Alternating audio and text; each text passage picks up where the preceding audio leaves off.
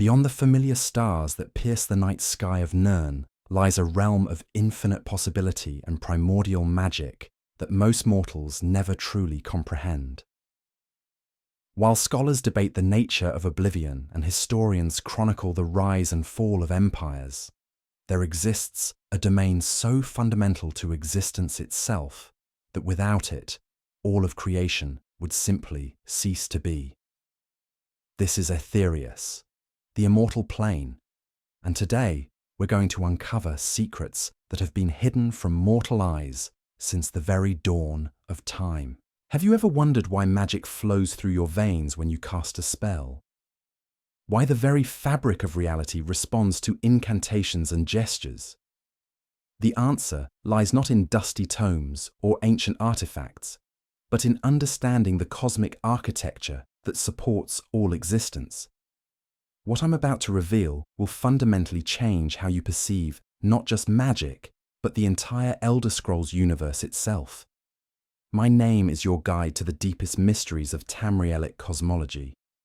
And over the past decade, I've dedicated countless hours to piecing together fragments from obscure texts, connecting dots that most scholars miss entirely, and synthesizing knowledge from sources spanning every era of recorded history. The secrets of Aetherius aren't just academic curiosities. They're the keys to understanding why reality functions the way it does, why certain individuals can manipulate the very essence of creation, and what forces truly govern the cosmic order. But here's what makes this exploration so fascinating. While everyone focuses on the political machinations of emperors or the schemes of Daedric princes, the real power, the source of everything magical and divine, flows from a realm that exists beyond conventional understanding. We're not just talking about another plane of existence here. We're talking about the fundamental substrate of reality itself, the cosmic foundation upon which all other planes depend for their very existence. Throughout this journey, I'll walk you through 5 crucial revelations that will reshape your understanding of the Elder Scrolls cosmos. First, we'll explore the true nature of what Aetherius actually is, and why calling it simply the realm of magic dramatically undersells its cosmic significance. Second, we'll examine the cataclysmic event that created the stars themselves, and how this cosmic wound became the primary source of magical energy flowing into Nirn. Third, we'll investigate the mysterious beings known as the Magna-Ge and their role in shaping both Aetherius and the mortal realm. Fourth, we'll uncover the hidden connections between Aetherius and the various forms of magic practiced throughout Tamriel, revealing why some magical traditions are more powerful than others. Finally, we'll delve into the most closely guarded secrets about what lies beyond even Aetherius itself, touching on cosmic mysteries that challenge everything we think we know about the Elder Scrolls universe. Now, before we dive into these revelations, let me establish something crucial. The information you're about to hear isn't found in any single source. Instead, it's been painstakingly reconstructed from fragments scattered across thousands of years of texts.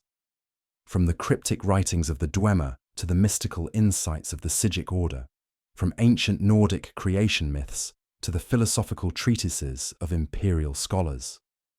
What emerges from this synthesis is a picture of cosmic reality far more complex and awe-inspiring than most people ever imagine.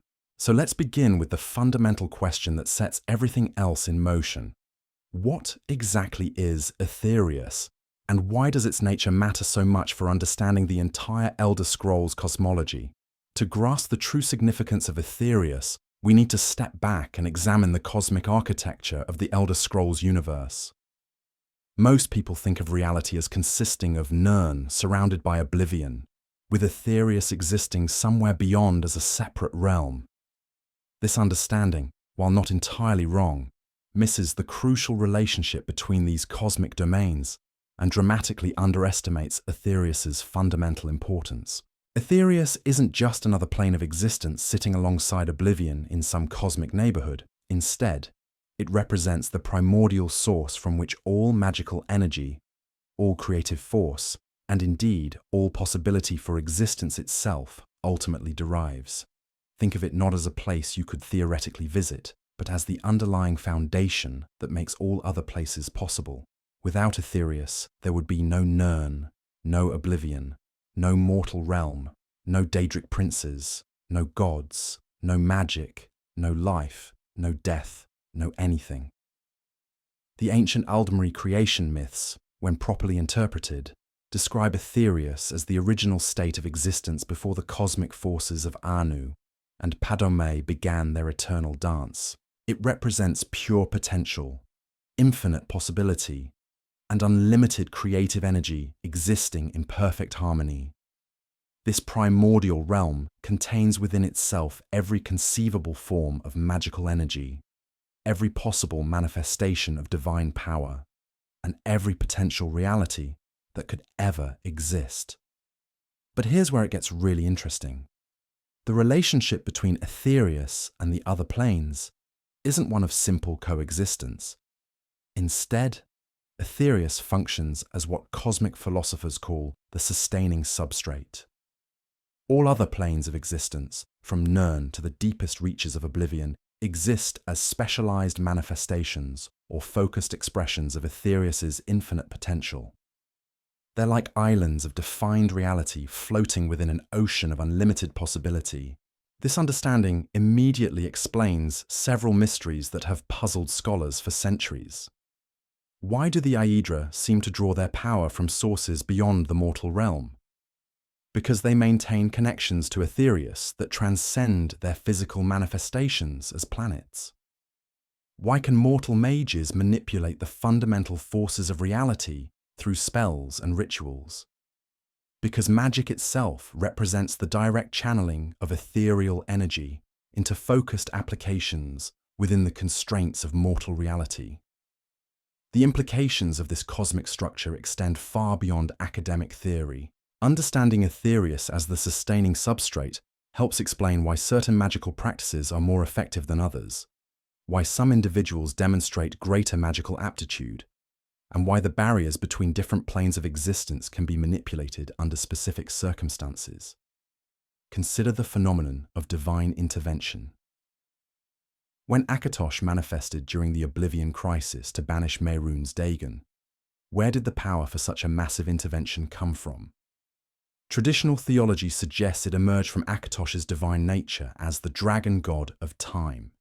But the deeper truth involves understanding how Akatosh, like all Aedra, maintains channels of connection to Aetherius that allow for the temporary focusing of virtually unlimited cosmic energy into specific manifestations within the mortal realm. Similarly, the extraordinary magical abilities demonstrated by figures like the Nerevarine or the last Dragonborn become less mysterious when viewed through the lens of ethereal connection. These individuals don't just possess unusual amounts of magical power. Instead, they serve as focal points where ethereal energy can flow more freely into Nirn, creating opportunities for achievements that transcend normal mortal limitations. The ancient Nordic concept of Thuum provides another fascinating example. The power of the voice doesn't simply manipulate sound waves or air pressure. Instead, it represents a direct channeling of ethereal creative force through specific tonal patterns that resonate with the fundamental frequencies underlying reality itself. When a Dragonborn shouts, they're essentially speaking in the language that Aetherius uses to define and reshape existence. This brings us to one of the most significant implications of understanding Aetherius as the cosmic foundation. The traditional view of magic as manipulation of natural forces dramatically underestimates what's actually happening. When a mage casts a fireball spell, they're not simply heating air and projecting it forward. Instead, they're accessing ethereal energy patterns that define the essential nature of fire itself, then channeling those patterns through their will and focus to create a localized manifestation of that essential fire nature within the constraints of Nirn's physical laws. The reason why different schools of magic require different approaches and produce different effects stems from the fact that they access different aspects of Aetherius's infinite complexity. Destruction magic taps into ethereal patterns related to entropy and change. Restoration magic channels patterns related to harmony and renewal. Illusion magic accesses patterns related to perception and consciousness. Each school represents a different pathway for connecting with specific aspects of Aetherius's unlimited potential. But perhaps the most profound implication involves understanding what happens when the barriers between Aetherius and other planes weaken or shift. During cosmic events like the dragon breaks or the planar convergences, the increased flow of ethereal energy into Nirn creates opportunities for reality itself to become more malleable. Time can fracture, causality can become nonlinear, and individuals can achieve transformations that would normally be impossible. This cosmic architecture also explains why certain locations throughout Tamriel demonstrate persistent magical properties. Places like the Crystal Tower in Somerset, the White Gold Tower in Cyrodiil, or the Throat of the World in Skyrim don't just contain magical energy. Instead, they function as focal points where the connection between Nirn and Aetherius becomes particularly strong, creating permanent conduits through which ethereal energy can flow more freely into the mortal realm. The construction of these towers wasn't arbitrary. Ancient architects and mages understood the cosmic principles involved and deliberately designed these structures to serve as metaphysical anchors, stabilizing the relationship between different planes while providing controlled access to ethereal power. The fact that the destruction of these towers often corresponds with significant cosmic disruptions demonstrates their crucial role in maintaining the balance between Aetherius and the mortal realm. Now that we understand Aetherius as the foundational substrate of all existence, we can begin to explore the cataclysmic event that forever changed the relationship between this primordial realm and the rest of creation. This event, known to scholars as the departure of Magnus and the Magna-Ge, represents one of the most significant cosmic disruptions in the history of the Elder Scrolls universe, and its consequences continue to shape reality thousands of years later. The story begins during the creation of Mundus itself, when the Et Ada, those primordial spirits born from the interplay of Anu and Padme, face the most consequential decision in cosmic history. Lorcan, the missing god, had presented his vision for a new kind of existence, a plane where limitless beings could experience limitation, where immortal spirits could taste mortality, where infinite potential could crystallize into finite but meaningful forms. Many of the Et Ada embraced this vision, willingly sacrificing portions of their divine essence to become the Aedra, the bones of the world, the fundamental forces that would govern this new realm. Others recoiled from what they saw as diminishment, refusing to participate and retreating to carve out their own domains in Oblivion. But there was a third group, led by Magnus, the god of magic himself, who initially joined the project only to discover something that filled them with cosmic horror.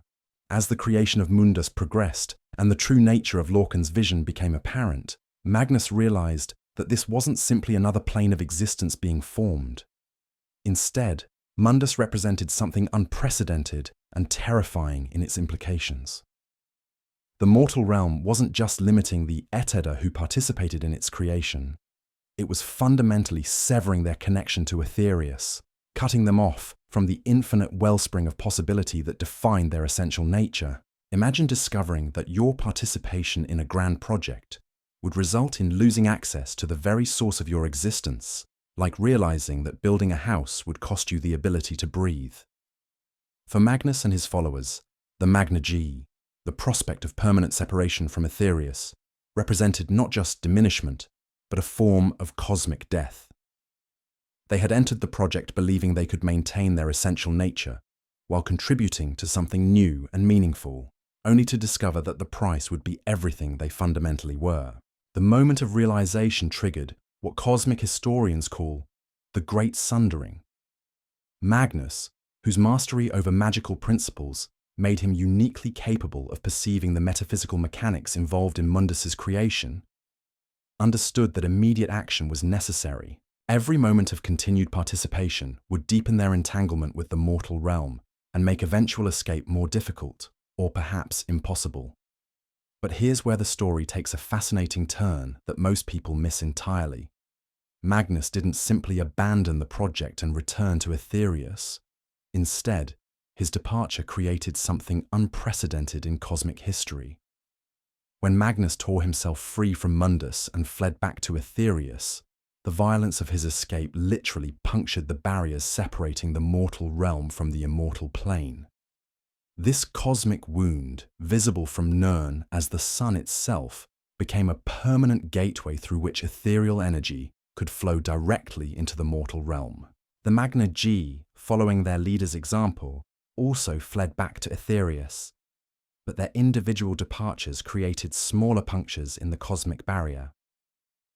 These wounds became the stars that illuminate Nirn's night sky, each one representing a permanent conduit connecting the mortal realm to the infinite magical potential of Aetherius. What appears to mortals as simple celestial illumination actually represents something far more significant: a network of cosmic channels through which the fundamental force of magic itself flows into reality. Think about the implications of this for a moment. Every spell cast by every mage throughout Tamrielic history draws its power from these cosmic wounds. Every display of divine intervention, every manifestation of supernatural ability, every moment when reality bends to accommodate the impossible, all of it depends on the ethereal energy flowing through the holes that Magnus and the Magna-Ge tore in the fabric of existence itself. But the consequences of the Great Sundering extended far beyond simply creating a source of magical energy for the mortal realm. The sudden departure of Magnus and his followers fundamentally altered the cosmic architecture of creation. Mundus, which had been designed as a collaborative project involving multiple Etiada working in harmony, suddenly found itself lacking crucial components. The systems and principles that Magnus had been responsible for implementing were left incomplete, creating instabilities and vulnerabilities that continue to affect reality thousands of years later. The most significant of these vulnerabilities involves the relationship between order and chaos within the mortal realm. Magnus had been tasked with establishing the magical laws that would govern how supernatural forces interacted with physical reality. His premature departure meant that these laws were never fully codified, leaving magic in Mundus as a fundamentally unstable and unpredictable force. This instability explains why magical research remains dangerous, why spell effects can sometimes produce unexpected results, and why the barriers between different planes of existence remain permeable under certain circumstances. The Aetherial, who remained to complete the creation of Mundus, found themselves forced to compensate for Magnus's absence, taking on responsibilities that exceeded their original design parameters. Akatosh had to expand his dominion over time to include aspects of magical regulation that should have been Magnus's responsibility. Julianos had to incorporate principles of cosmic architecture that stretched his sphere beyond pure knowledge and logic. Each of the remaining Aetherial became more complex and contradictory as they absorbed functions that had been intended for their departed colleague. This cosmic improvisation created the distinctive character of divine intervention in the Elder Scrolls universe. When the Aetherial manifest their power within Nirn, they're not simply exercising their natural abilities. Instead, they're channeling ethereal energy through systems that were never fully completed, using makeshift cosmic infrastructure to accomplish tasks that should have been handled by specialized divine machinery. The resulting interventions are often more dramatic and less predictable than they would have been if Magnus had remained to complete his original work. The departure of the Magna-Ge created additional complications that continue to influence cosmic stability. Each of these lesser divine beings had been assigned specific functions within the magical architecture of Mundus. Their simultaneous evacuation left gaps in fundamental systems that the remaining Aetherial couldn't fully address. Some of these gaps became permanent features of how magic functions in the mortal realm, creating the distinctive schools and limitations that characterize Tamrielic magical practice. For example, the reason why necromancy remains fundamentally unstable and dangerous stems from the departure of a specific Magna-Ge who had been responsible for regulating the boundary between life and death. Without their stabilizing influence, necromantic magic became prone to unpredictable effects and attracted the attention of Daedric princes who saw opportunities to exploit the resulting vulnerabilities. Similarly, the difficulties involved in long-distance teleportation magic result from gaps in the spatial regulation systems that were never properly completed after the relevant Magna-Ge fled back to Aetherius. But perhaps the most intriguing consequence of the Great Sundering involves what happened to Magnus and the Magna-Ge after they returned to Aetherius. Unlike the Aedra, who became permanently bound to Mundus through their participation in its creation, or the Daedra, who carved out individual realms in Oblivion, Magnus and his followers found themselves in a unique cosmic position. They had experienced the process of creation and limitation, but had escaped before becoming permanently bound by it. This experience fundamentally changed their nature in ways that most scholars fail to appreciate. Having participated in the creation of Mundus, they gained understanding of limitation, finitude, and the creative potential that emerges from constraint.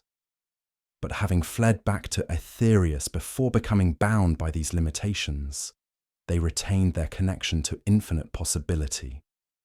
The result was a new category of divine being, entities that combine unlimited potential with experiential understanding of limitation. The cosmic wounds they created became more than simple conduits for magical energy. Instead, they function as permanent connections between Magnus and the Magna-Ge and the mortal realm they helped create. Through these stellar channels, they can observe and occasionally influence events in Mundus without becoming bound by its limitations. This unique position makes them invaluable intermediaries between the finite and infinite aspects of creation. Understanding this relationship helps explain several phenomena that have puzzled scholars for centuries. The reason why certain individuals demonstrate extraordinary magical abilities often involves establishing particularly strong connections to specific stars or stellar configurations. The Psijic Order's advanced techniques for manipulating time and space work by accessing Magna-Ge consciousness through stellar meditation. Even the power of the Thum gains additional depth when understood as a method for resonating with the cosmic frequencies that Magnus embedded in the fundamental structure of reality. The implications extend even further when we consider what this means for the future of cosmic development. The wounds created by the Great Sundering aren't static features of reality. Instead, they represent dynamic connections that continue to evolve as both Mundus and Aetherius change over time. The increasing magical sophistication demonstrated throughout Tamrielic history reflects not just mortal advancement, but also the gradual strengthening of these cosmic connections as Magnus and the Magna-Ge develop more refined methods for channeling their influence through the stellar network. This brings us to one of the most closely guarded secrets in Elder Scrolls cosmology, something that connects directly to our next major revelation about the true nature of the beings who created these cosmic wounds and what their continued involvement means for the future of all existence. The conventional understanding of Magnus and the Magna-Ge as simple refugees who fled back to Aetherius represents one of the most persistent misunderstandings in Elder Scrolls cosmology. These beings didn't simply return home after abandoning a project that became too demanding.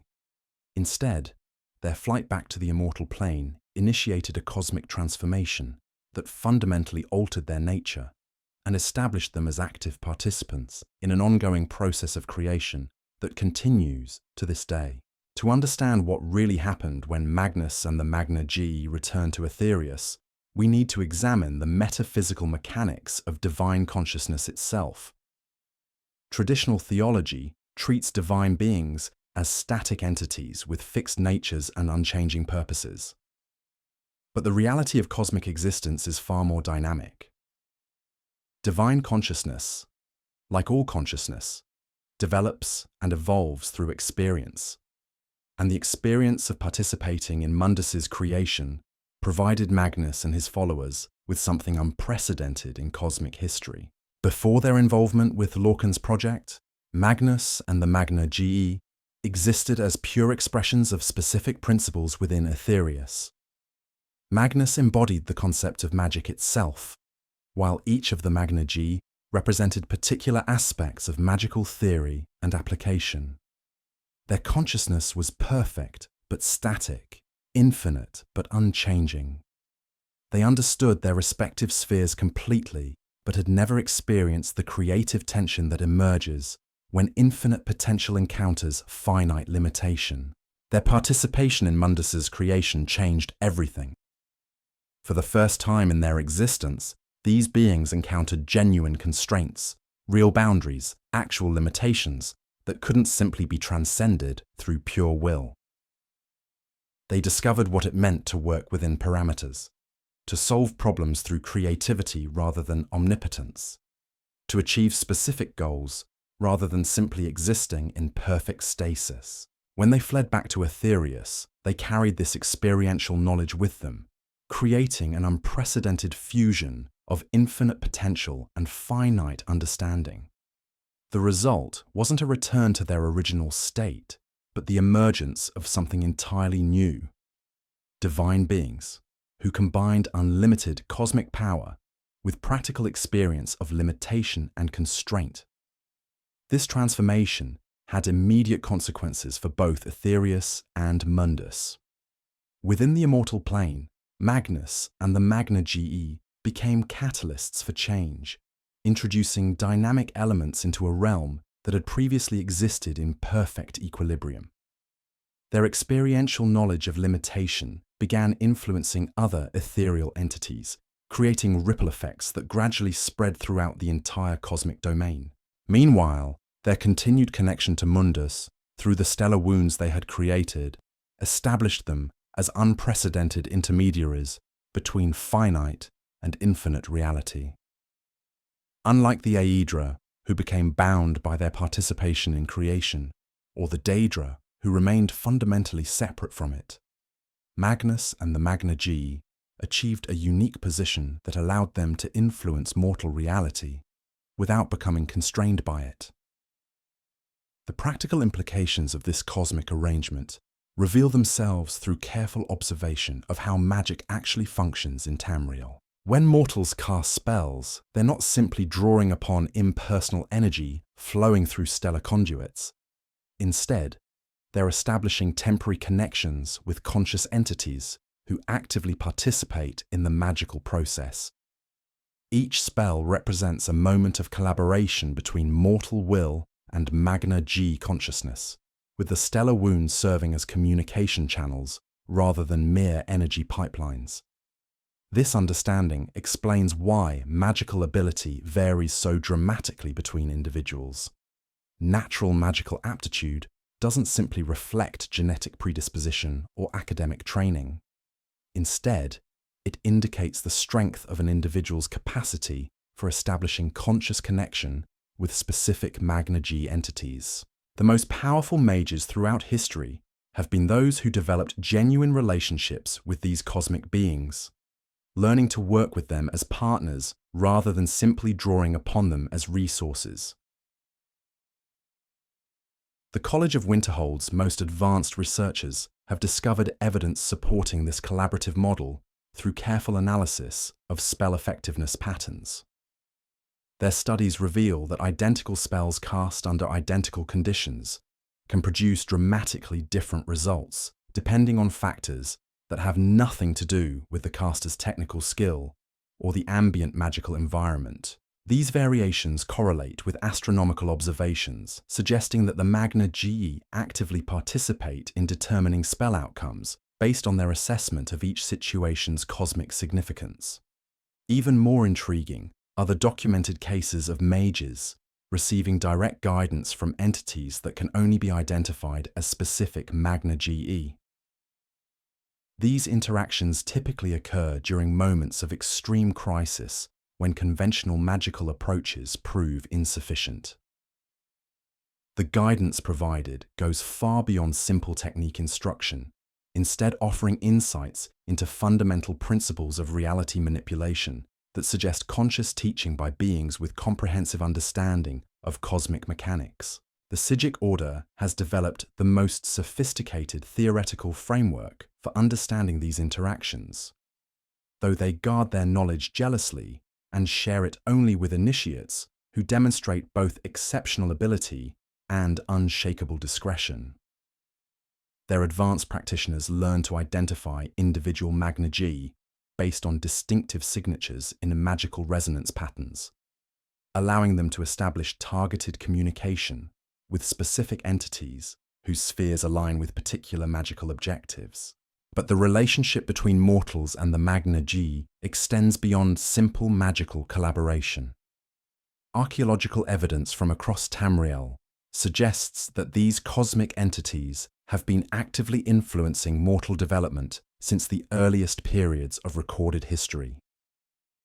Ancient ruins contain architectural features that serve no apparent practical purpose, but create specific geometric patterns that enhance connection with stellar energy sources. These patterns are too sophisticated and consistent across different cultures to represent independent discovery, instead indicating direct instruction from entities with comprehensive understanding of cosmic architecture. The Dwemer provide perhaps the most fascinating example of this influence. Their technological achievements, which continue to baffle modern scholars, incorporated principles that suggest direct knowledge of fundamental cosmic mechanics. The spheres, gears, and crystalline components found throughout Dwemer ruins aren't simply advanced engineering. Instead, they represent physical manifestations of metaphysical principles that govern the relationship between finite and infinite reality. Dwemer texts that have been successfully translated contain references to entities they called the architects of possibility, beings who provided guidance on manipulating what they termed the fundamental resonances underlying material existence. The descriptions of these entities match closely with theoretical models of what the Magna-Ge might be like as active participants in cosmic development rather than distant sources of magical energy. The sudden disappearance of the Dwemer takes on new significance when viewed through this lens. Rather than simply vanishing through magical accident or technological mishap, they may have achieved something unprecedented: direct ascension to Aetherius through conscious merger with their Magna-Ge contacts. The fact that they disappeared completely, leaving no trace of their consciousness in any known plane of existence, suggests that they found a way to transcend the normal boundaries that separate mortal and divine existence. If this interpretation is correct, then the Dwemer represent proof that the relationship between mortals and the Magna-Ge can evolve beyond simple magical collaboration toward genuine cosmic partnership.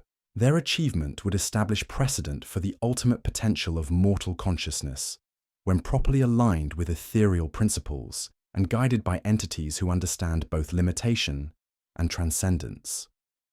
This brings us to one of the most closely guarded secrets in Elder Scrolls cosmology, something that connects directly to the mysterious nature of what scholars call the deep magic.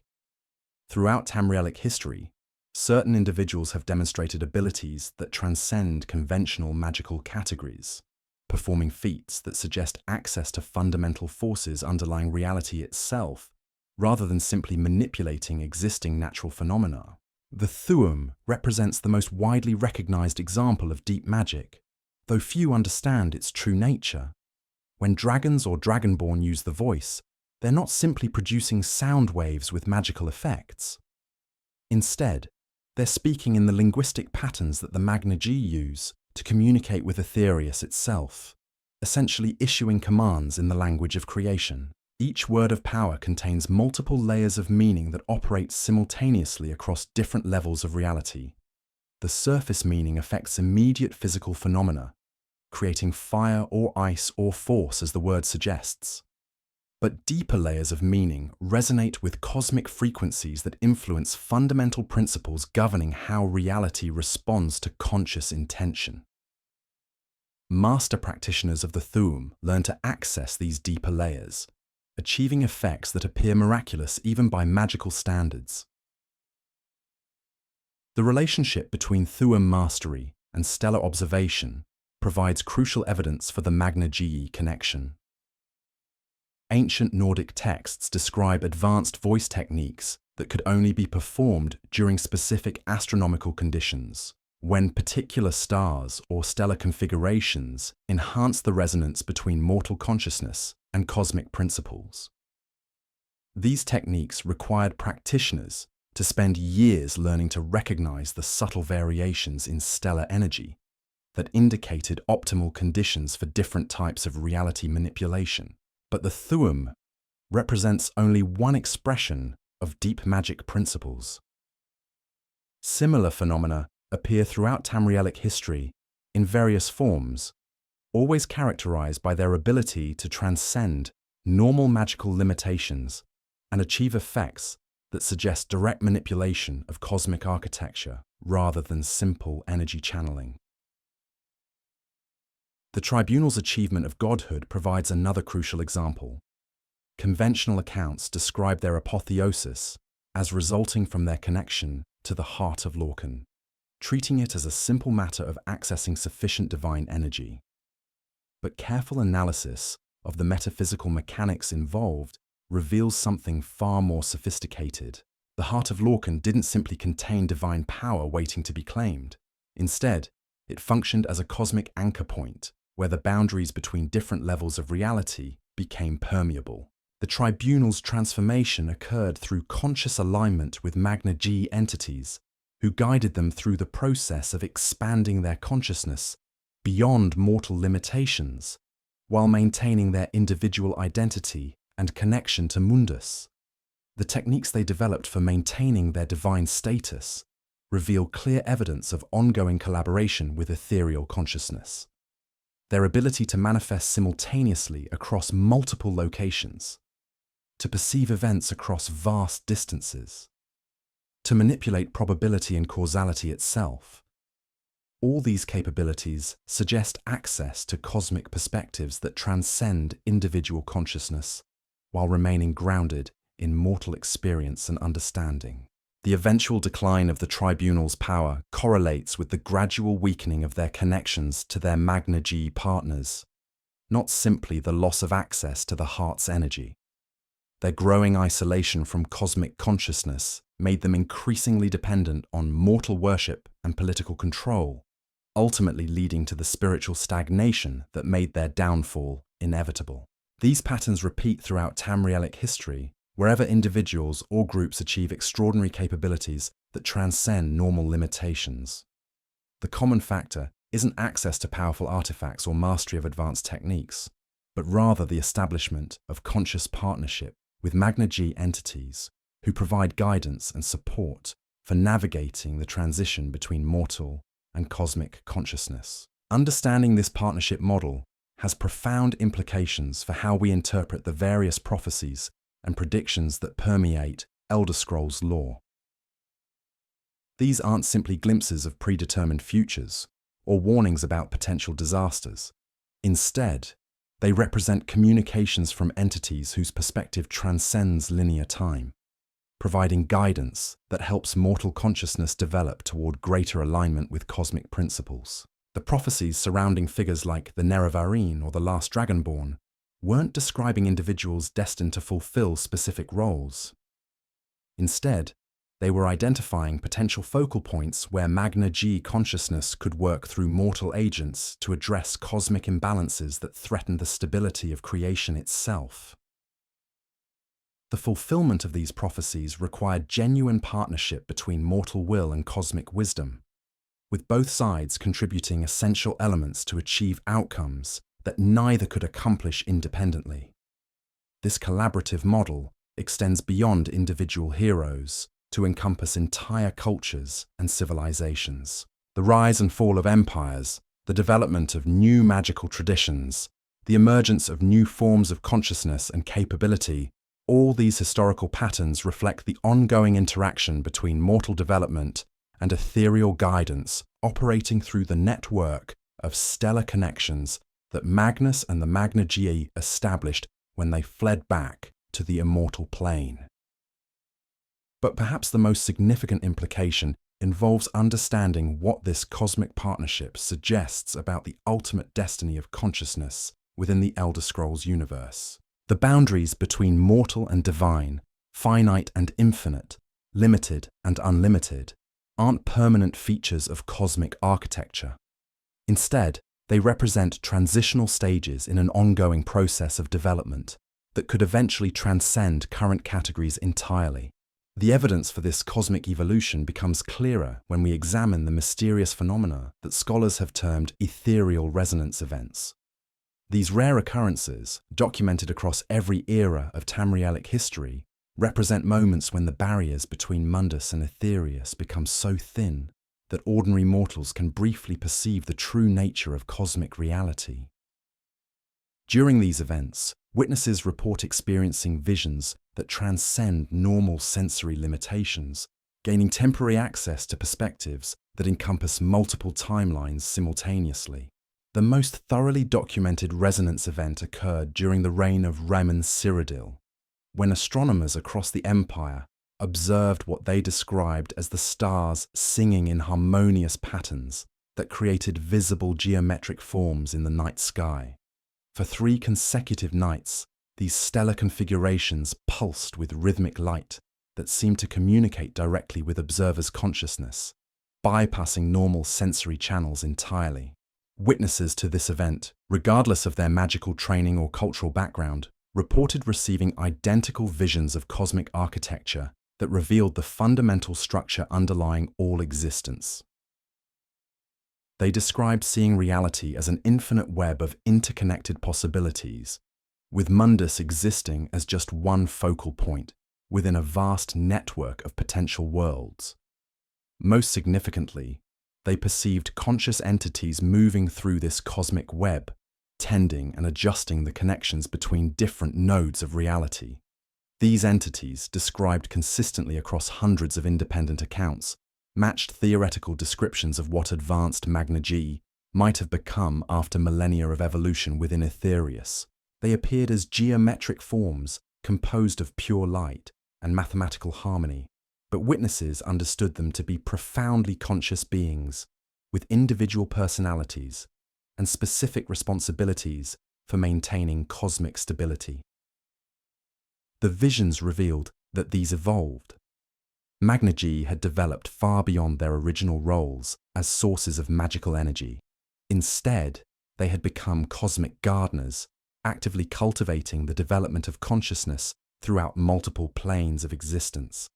They tended reality like a vast garden, pruning away possibilities that led to stagnation, nurturing developments that promoted growth and complexity, and occasionally planting seeds of new potential in realms ready for expanded consciousness.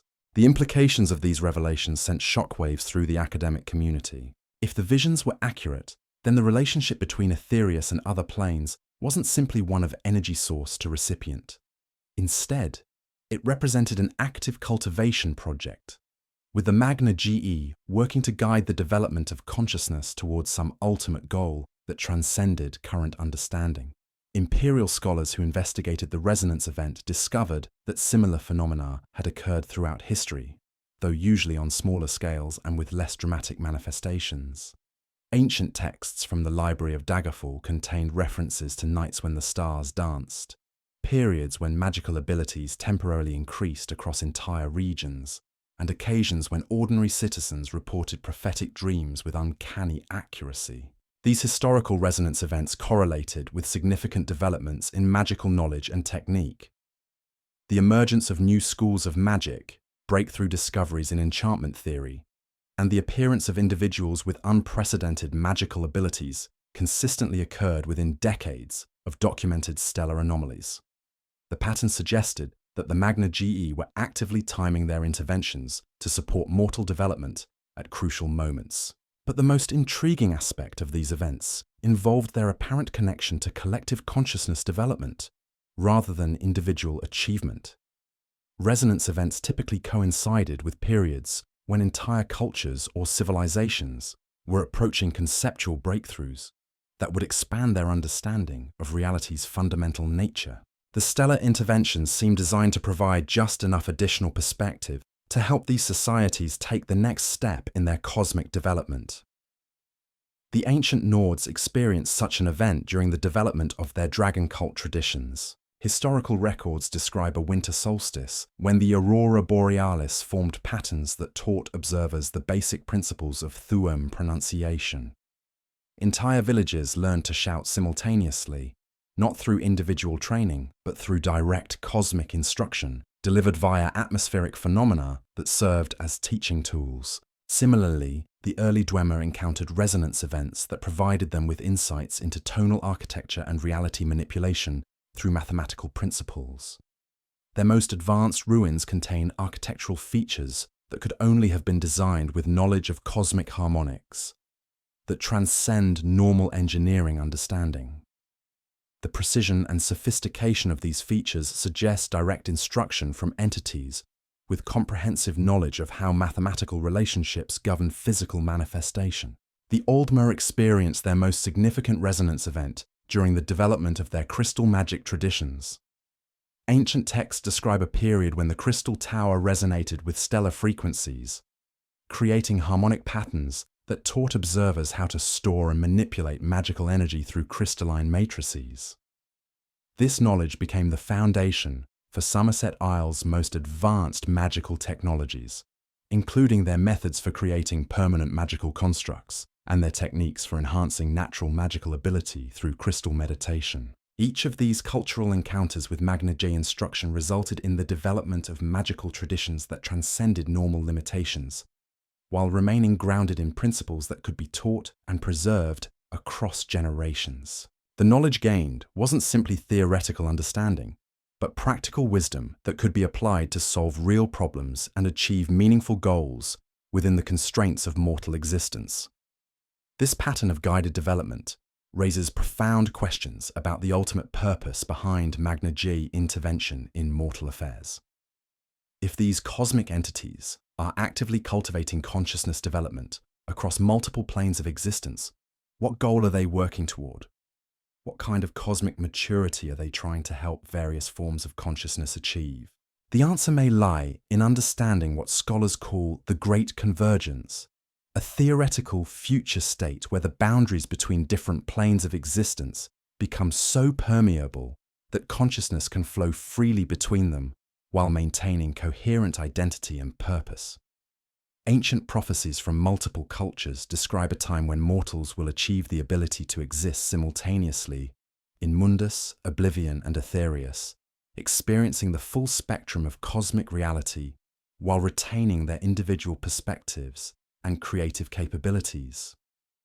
This prophesied convergence wouldn't represent the destruction of existing planes or the merger of different realities into a single uniform existence. Instead, it would establish a new kind of cosmic architecture where consciousness could access infinite possibility while remaining grounded in finite experience, unlimited potential while maintaining meaningful limitation, eternal existence while preserving temporal significance. The Magna-Ge appear to be working toward creating the conditions necessary for this convergence by gradually expanding the magical and conceptual capabilities of consciousness throughout the cosmos. Their interventions consistently promote developments that increase flexibility, creativity, and understanding while maintaining stability and coherence. They're essentially teaching various forms of consciousness how to handle greater levels of cosmic complexity without losing their essential nature or purpose. The stellar wounds they created when fleeing Mundus serve as more than simple conduits for magical energy. They function as training grounds where mortal consciousness can gradually acclimate to handling ethereal perspectives without becoming overwhelmed by infinite possibility. Each spell cast, each magical technique mastered, Each expansion of understanding represents a small step toward the kind of cosmic maturity that would make the Great Convergence possible. But perhaps the most fascinating aspect of this cosmic cultivation project involves the role that mortal creativity plays in the overall development. The Magna-Ge aren't simply teaching predetermined lessons or guiding consciousness toward predetermined goals. Instead, they're providing tools and opportunities for various forms of consciousness to discover their own unique approaches to cosmic participation. The diversity of magical traditions across Tamriel reflects this principle in action. Each culture that encountered Magna-Ge instruction developed distinctive approaches to reality manipulation that reflected their particular values, limitations, and creative inclinations. The Nords developed voice-based magic that emphasized individual will and direct action. The Dwemer created technological magic that combined mathematical precision with practical engineering. The Aldmer pursued crystal magic that balanced collective wisdom with individual expression. This diversity isn't accidental or inefficient. Instead, it represents a deliberate strategy for exploring the full range of possibilities inherent in conscious interaction with cosmic forces. Each unique approach contributes insights and capabilities that no single tradition could achieve independently. The eventual convergence of these diverse approaches will create a synthesis of cosmic understanding far richer and more comprehensive than any uniform development could produce. The implications extend beyond simple magical technique to encompass fundamental questions about the nature of consciousness itself. If the Magna-Ge are successfully cultivating the development of awareness across multiple planes of existence, then consciousness isn't simply an emergent property of complex physical systems. Instead, it represents a fundamental cosmic force with unlimited potential for growth and development. This understanding transforms how we interpret the various forms of consciousness encountered throughout Elder Scrolls lore. Dragons aren't simply powerful magical creatures, but represent early experiments in creating consciousness that can naturally access ethereal perspectives. Daedric princes aren't merely powerful entities from another plane, but examples of consciousness that has developed in specific directions without mortal limitations. Even the Aedra represent attempts to combine infinite cosmic awareness with finite creative focus. Each form of consciousness contributes unique perspectives and capabilities to the overall cosmic development project. The goal isn't to create uniformity, but to explore every possible approach to conscious existence, building toward an ultimate synthesis that incorporates all viable strategies for navigating the relationship between limitation and transcendence. The role of conflict and opposition in this development becomes clearer when viewed through this lens. The struggles between different factions, the wars between empires, the competitions between magical traditions, all serve to test and refine different approaches to cosmic participation. What appears as destructive conflict from a mortal perspective often represents necessary exploration of boundaries and possibilities from a cosmic perspective. The Magna-Ge don't intervene to prevent conflicts or eliminate challenges. Instead, they provide tools and insights that help consciousness develop the resilience and creativity necessary to transform opposition into opportunity. They're teaching various forms of awareness how to use limitation as a catalyst for growth rather than simply as an obstacle to overcome. This principle explains why magical development so often emerges from periods of crisis and upheaval. The pressure of genuine challenges forces consciousness to discover new capabilities and develop more sophisticated approaches to problem solving. The Magna-Ge time their interventions to provide additional resources during these crucial periods, ensuring that the stress of challenge leads to growth rather than collapse. The pattern repeats throughout Tamrielic history, with each major crisis catalyzing significant advances in magical understanding and technique. The Oblivion crisis led to new developments in protective magic and planar travel. The Dragon crisis resulted in renewed understanding of Thu'um principles and their applications. Even the ongoing civil conflicts in Skyrim have generated innovations in combat magic and strategic enchantment. But perhaps the most significant implication of understanding this cosmic cultivation project involves recognizing what it suggests about the future trajectory of consciousness development within the Elder Scrolls universe. If the Magna-Ge are successfully guiding various forms of awareness toward greater cosmic maturity, then the current limitations and conflicts represent temporary conditions rather than permanent features of existence. The boundaries between mortal and divine, the separation between different planes of existence, the apparent conflicts between order and chaos, all these represent transitional phenomena that will eventually be transcended as consciousness develops sufficient sophistication to handle greater levels of cosmic complexity. The ultimate goal isn't to eliminate these distinctions, but to develop the ability to navigate them consciously and creatively. This brings us to perhaps the most closely guarded secret in all of Elder Scrolls cosmology, something that connects directly to the deepest mysteries of what lies beyond Aetherius itself, and what the successful completion of the Magna-Ge cultivation project might ultimately reveal about the true nature of existence. The mysteries that unfold when we examine what exists beyond Aetherius itself reveal cosmic truths so profound that they challenge every assumption about the nature of existence within the Elder Scrolls universe. While most scholars focus their attention on the familiar planes of Mundus and Oblivion, with Aetherius serving as the distant source of magical energy, the reality of cosmic architecture extends into realms that defy conventional categorization and suggest possibilities that most mortal minds can barely comprehend. To understand these deeper mysteries, we need to examine the concept of what ancient texts refer to as the gradient realms. These aren't separate planes of existence in the traditional sense, but rather transitional spaces that exist between the clearly defined cosmic domains that scholars typically study. Think of them as cosmic membranes, thin layers of reality that separate and connect different levels of existence while possessing their own unique properties and inhabitants. The discovery of these gradient realms emerged from careful analysis of anomalous phenomena that couldn't be explained through conventional planar theory. Throughout Tamrielic history, explorers using advanced magical techniques have occasionally encountered spaces that seem to exist neither in Mundus, nor Oblivion, nor Aetherius, yet clearly belong to none of these familiar categories. These spaces exhibited properties that suggested they functioned according to entirely different cosmic principles. The first systematic exploration of these anomalous regions was undertaken by the Psijic Order during the early Second Era, using consciousness projection techniques that allowed their most advanced practitioners to explore regions of reality normally inaccessible to mortal awareness.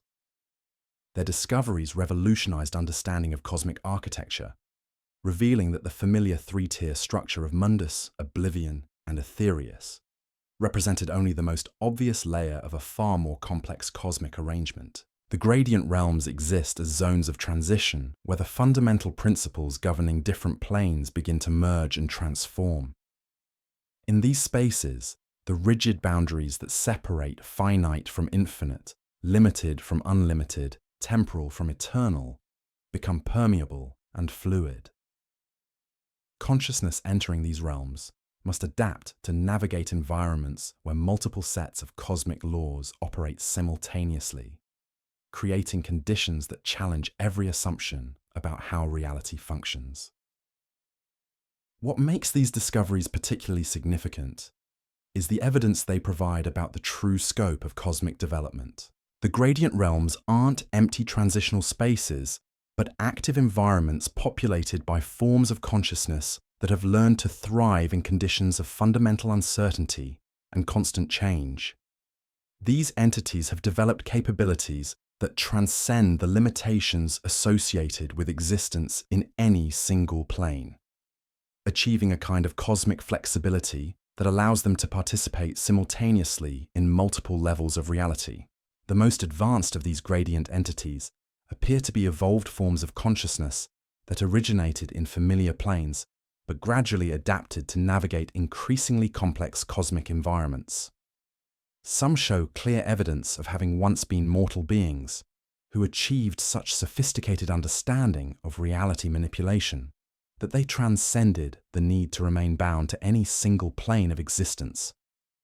Others seem to have originated as daedric or ethereal entities who developed beyond the limitations of their original cosmic roles.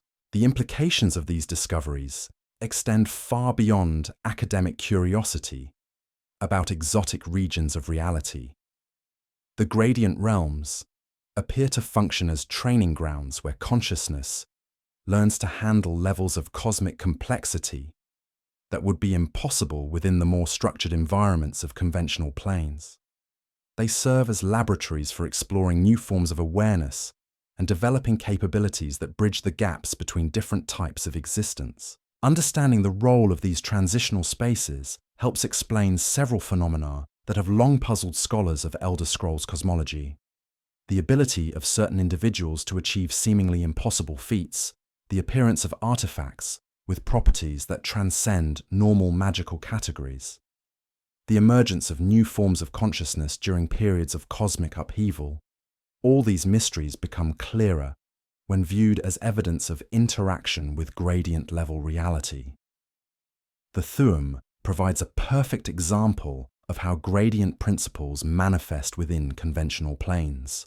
When master practitioners of the voice achieve their most advanced techniques, they're not simply manipulating sound waves or channeling ethereal energy through vocal cords.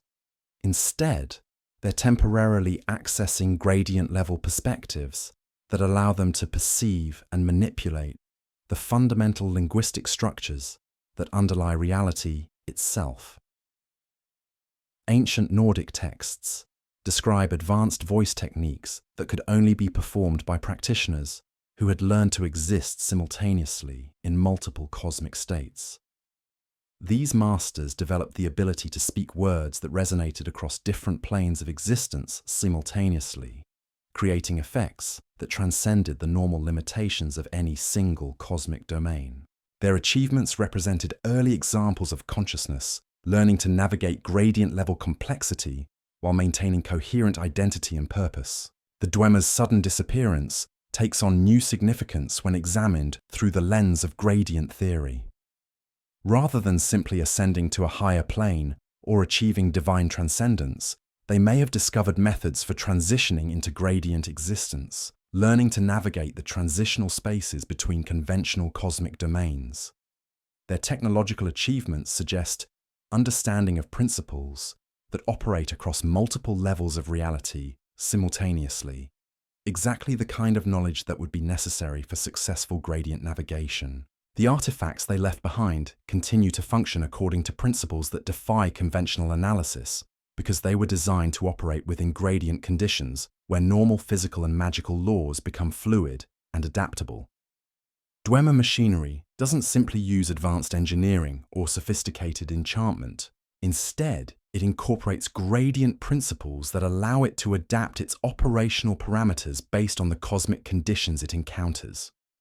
This understanding explains why Dwemer technology continues to function thousands of years after its creators disappeared, despite the dramatic changes in magical and physical conditions that have occurred throughout Tamrielic history. The devices were designed to operate across multiple cosmic states simultaneously, making them essentially immune to the kinds of environmental changes that would disable more conventional magical constructs. The connection between gradient existence and the various prophecies that permeate Elder Scrolls lore becomes apparent when we examine the nature of prophetic consciousness itself. True prophecy doesn't simply involve glimpsing predetermined futures or receiving visions from divine entities. Instead, it represents temporary access to gradient-level perspectives that encompass multiple timelines and probability streams simultaneously. The most accurate prophets throughout Tamrielic history have been individuals who developed the ability to navigate gradient consciousness while maintaining their connection to linear temporal existence. They learn to perceive the vast web of interconnected possibilities that exist between the clearly defined timelines experienced within conventional planes, gaining access to information about potential futures without becoming lost in the infinite complexity of gradient-level awareness. The Elder Scrolls themselves represent physical manifestations of gradient principles operating within Mundus. These artifacts don't simply contain prophetic information or historical records. Instead, they function as windows into gradient reality, allowing readers to temporarily access perspectives that transcend normal temporal and causal limitations. The reason why reading the scrolls often results in blindness or madness is that mortal consciousness typically lacks the flexibility necessary to handle gradient-level awareness without becoming overwhelmed. The Moth Priests, who specialize in interpreting the Elder Scrolls, have developed techniques for gradually acclimating their consciousness to handle increasing levels of gradient complexity. Their training involves learning to perceive multiple timeline streams simultaneously while maintaining sufficient grounding in linear existence to translate their insights into comprehensible language. The physical blindness that results from prolonged exposure represents the price of developing gradient-level perception capabilities that transcend normal sensory limitations. But perhaps the most significant revelation about gradient existence involves understanding what it suggests about the ultimate trajectory of cosmic development. The presence of these transitional realms indicates that the familiar structure of Mundus, Oblivion, and Aetherius represents an early stage in cosmic evolution rather than a permanent arrangement. The gradient spaces function as developmental zones, where consciousness learns to handle greater levels of complexity in preparation for even more advanced cosmic arrangements. The evidence suggests that successful navigation of gradient existence leads to access to what ancient texts refer to as the meta-realms, cosmic domains that exist beyond the current structure of reality itself. These aren't simply higher planes or more powerful versions of existing cosmic categories.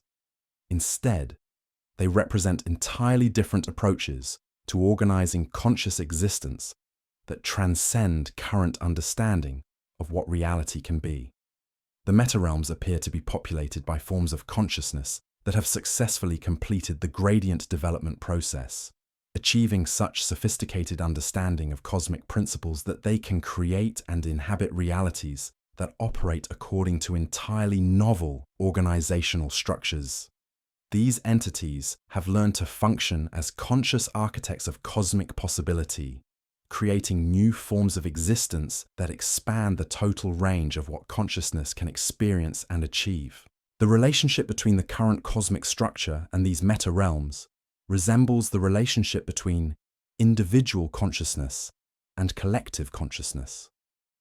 Just as individual awareness can participate in group consciousness while maintaining personal identity, the familiar planes of existence appear to function as components within larger meta-reality structures that encompass vastly greater ranges of possibility and complexity. This understanding transforms how we interpret the various ascension events and cosmic transformations that occur throughout Elder Scrolls history. Figures who achieve divine status or transcend mortal limitations aren't simply moving from one plane to another or gaining access to greater amounts of power. Instead, they're participating in a cosmic development process that gradually expands the total range of conscious possibility within the universe. The Tribunal's transformation represents one example of this developmental process in action. Their achievement of godhood involved learning to navigate gradient-level existence while maintaining connection to both mortal and divine perspectives simultaneously. Their ability to manifest across multiple locations, to perceive events across vast distances, to manipulate probability and causality, all these capabilities emerged from developing gradient-level consciousness that could operate across multiple cosmic states simultaneously. The eventual decline of their power resulted from their failure to continue developing toward meta-reality participation. Instead of using their gradient capabilities as stepping stones toward even greater cosmic integration, they became focused on maintaining their enhanced status within the familiar cosmic structure.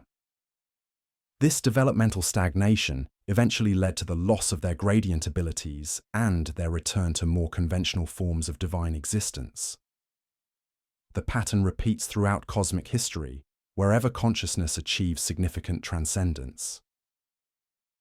The key to continued development involves using each level of achievement as preparation for even greater cosmic integration, rather than as a final destination to be preserved and defended.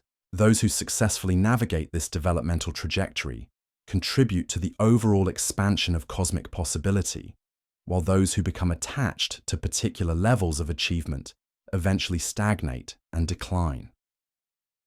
The role of the Magna-Ge in this cosmic development process becomes clearer when viewed through gradient theory. These entities aren't simply cultivating consciousness development within familiar cosmic structures. Instead, they're preparing various forms of awareness for eventual participation in meta-reality creation, teaching them the flexibility and creativity necessary to contribute to cosmic arrangements that transcend current limitations. Their interventions consistently promote developments that increase adaptability, encourage creative problem-solving, and build tolerance for complexity and uncertainty. They're essentially conducting a vast experiment in consciousness development, exploring every possible approach to preparing awareness for participation in cosmic structures that operate according to principles that haven't been discovered yet. The stellar wounds they created serve as more than training grounds for magical development.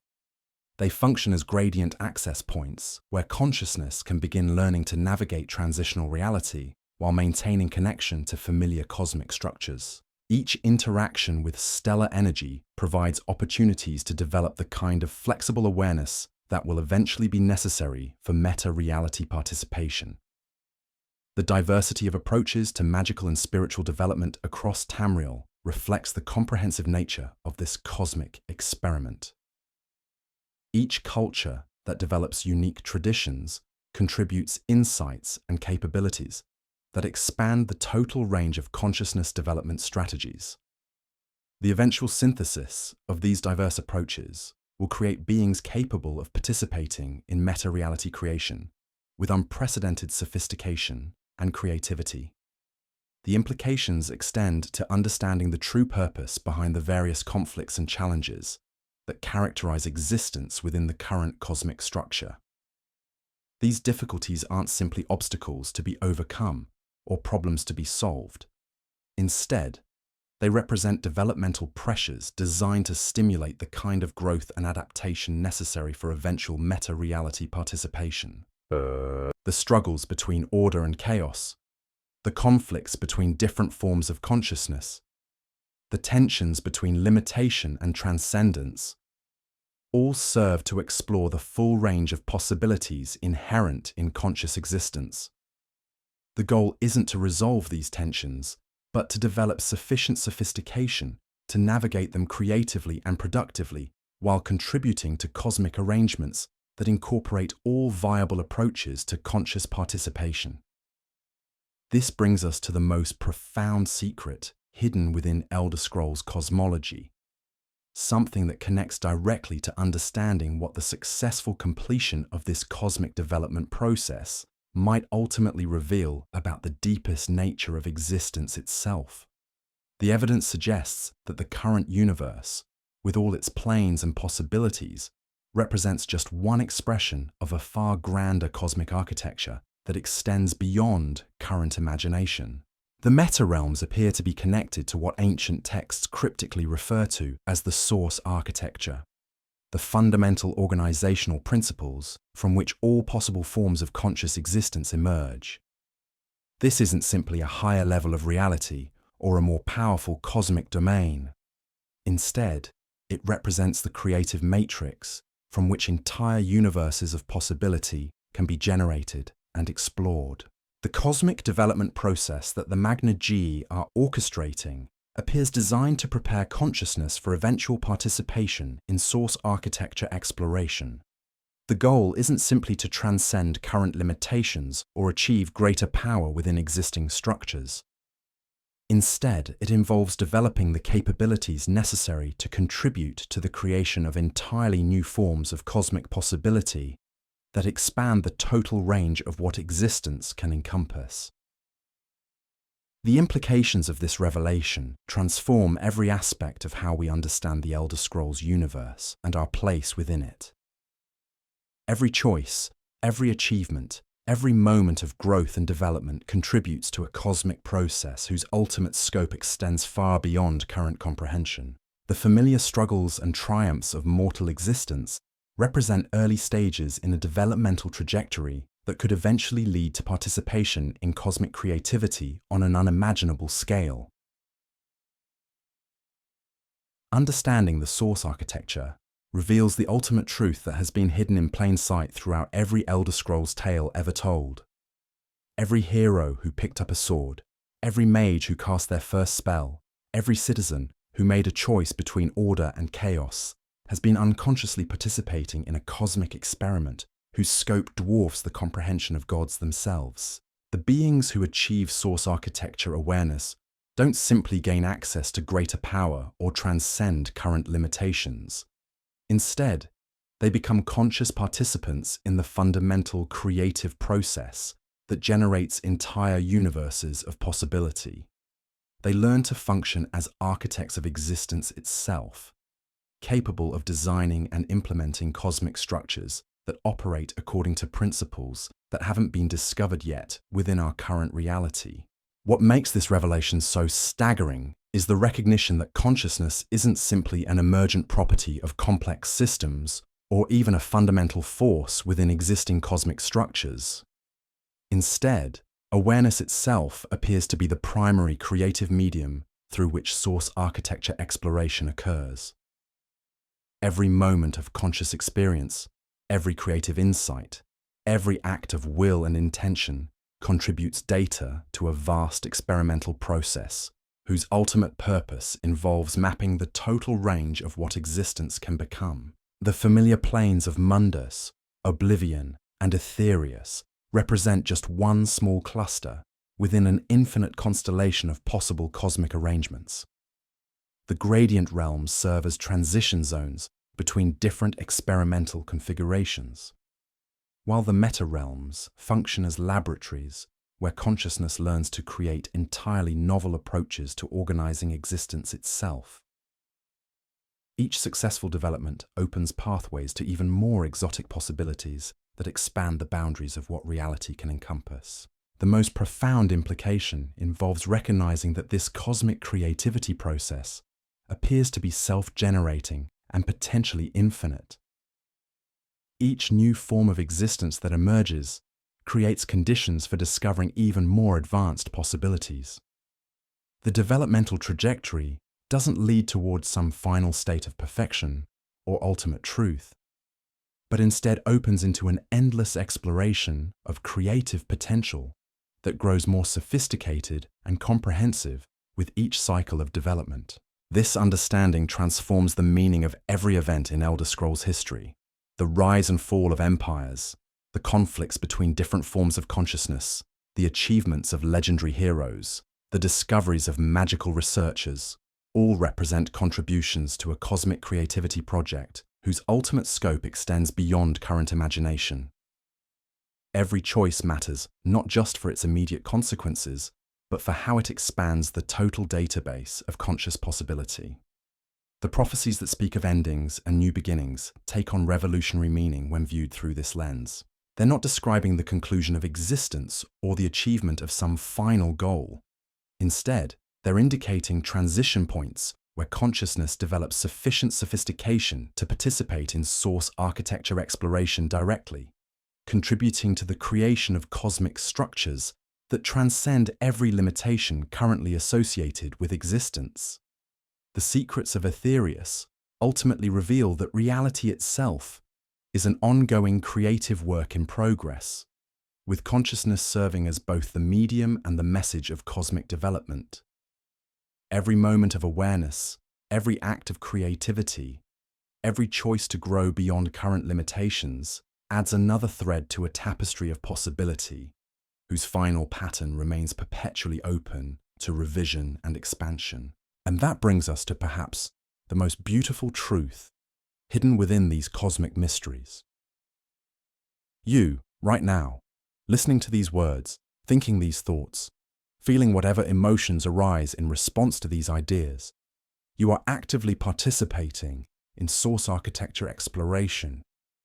Your consciousness, your creativity, your unique perspective contributes irreplaceable data to the cosmic creativity project that shapes the fundamental nature of existence itself.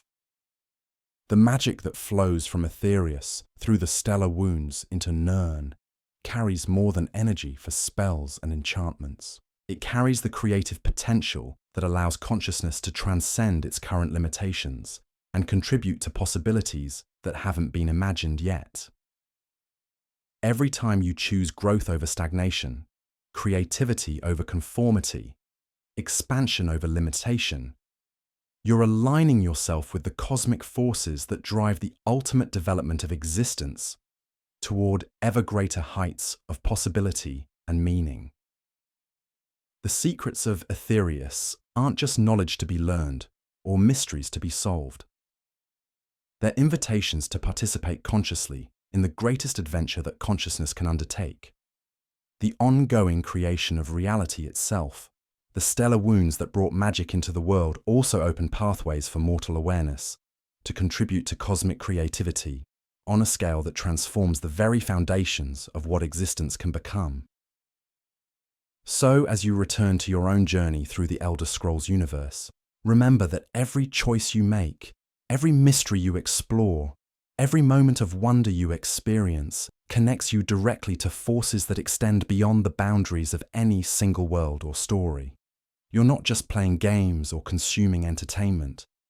You're participating in a cosmic creativity process whose ultimate implications reach into realms of possibility that we're only beginning to discover.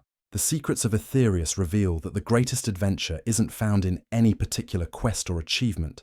It's found in recognizing your own consciousness as a creative force capable of contributing to the ongoing development of existence itself. And that adventure never ends, because the creative potential of consciousness appears to be truly infinite, always opening new pathways toward possibilities we haven't imagined yet. The stars continue to shine, the magic continues to flow, and consciousness continues to explore ever greater heights of cosmic creativity. The secrets of Aetherius are ultimately the secrets of your own infinite potential to participate in the ongoing creation of reality itself.